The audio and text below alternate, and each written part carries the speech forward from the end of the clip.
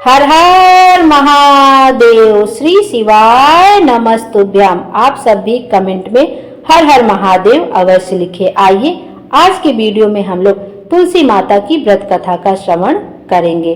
तुलसी माता की व्रत कथा का श्रवण एकादशी का जिस दिन पारण किया जाता है अवश्य ही करना चाहिए। उसके बाद ही एकादशी व्रत का पारण करना चाहिए। एकादशी व्रत का पारण करते समय तुलसी दल का सेवन अवश्य करना चाहिए।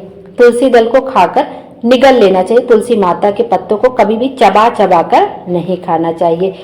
तुलसी दल का सेवन करने के बाद ही एकादशी व्रत का पारण करना चाहिए। उसके बाद अन्न ग्रहण करना चाहिए, नहीं तो एकादशी का व्रत पूर्ण नहीं माना जाता। इस बार एकादशी का व्रत 2 दिन रखा गया है। 25 मार्च को जिन्होंने व्रत रखा है वो 26 मार्च को एकादशी का पारण करेंगे और जिन्होंने 26 मार्च को एकादशी का व्रत रखा है वो 27 मार्च को पारण करेंगे।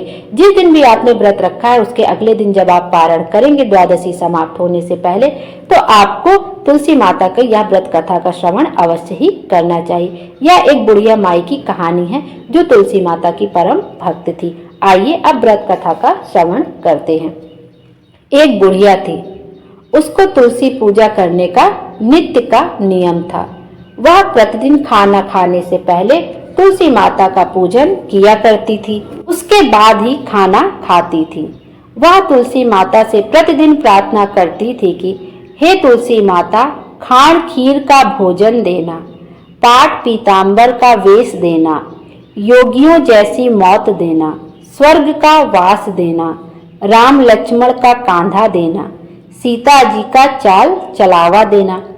वह तुलसी माता से रोज यही प्रार्थना करती थी। जब भी वह तुलसी माता का पूजन करने जाती यही प्रार्थना बार बार माता से कहती। यह सुनकर तुलसी माता धीरे धीरे सूखती चली जा रही थी। एक दिन राम लक्ष्मण उधर से निकल रहे थे तो उन्होंने पूछा तुलसी माता से कि आप सूख क्यों जा रही हो। तो तुलसी माता कहती हैं, एक बुढ़िया रोज मेरी पूजा करती है। वह मुझसे खाने को लड्डू मांगती है, खेलने को भाई मांगती है, खाड़ खीर का भोजन मांगती है, पाट पीताम्बर का वेश मांगती है, आपका कांधा मांगती है, सीता जी का चाल चलावा मांगती है, स्वर्ग का वास मांगती है, योगिनियों सी मौत मांगती है। बाकी सब तो मैं दे दूं, पर आपका कांधा कहाँ से दूं और सीता जी का चाल चलावा कहाँ से दूं। राम जी और लक्ष्मण जी तुलसी से बोले कि आप हरे भरे हो जाओ, सब कुछ ठीक हो जाएगा। कुछ दिनों बाद बुढ़िया मर गई। लोग इकट्ठे होने लगे, ले जाने के लिए तैयार करने को उठाने लगे तो वह इतनी भारी हो गई कि उसको लोग उठा नहीं पाए। उसको तो लोग हिला भी नहीं पा रहे थे। लोग कहने लगे कि बुढ़िया इतनी भारी कैसे हो गई, वह तो देव दर्शन सब करती थी, क्या वह कोई जादू टोना करती थी जो ऐसी भारी हो गई। इतने में राम लक्ष्मण और सीता जी आए। सीता जी ने चाल चलावा किया, राम लक्ष्मण ने कंधा दिया तो बुढ़िया तो सदा सादेह बैकुंठ को चली गई। हम भी तुलसी माता जी से यह प्रार्थना करते हैं कि हे तुलसी महारानी, जैसी सद्गति उसको दी वैसी सद्गति सबको देना।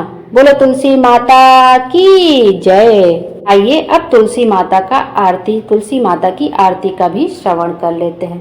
तुलसी महारानी नमो नमो, हरि की पटरानी नमो नमो, धन तुलसी पूरण तप कीनो, सालिग्राम बनी पटरानी, जाके पत्र मंजरी कोमल, श्रीपति कमल चरण लपटानी, धूप दीप नैवेद्य आरती पुष्पन की वर्षा बरसानी, 56 भोग 36 व्यंजन, बिन तुलसी हरि एक न मानी, सभी सखी मैया तेरो यस गावे, भक्ति दान दीजे महारानी, नमो नमो तुलसी महारानी, तुलसी महारानी नमो नमो, हरि की पटरानी नमो नमो, तुलसी महारानी नमो नमो।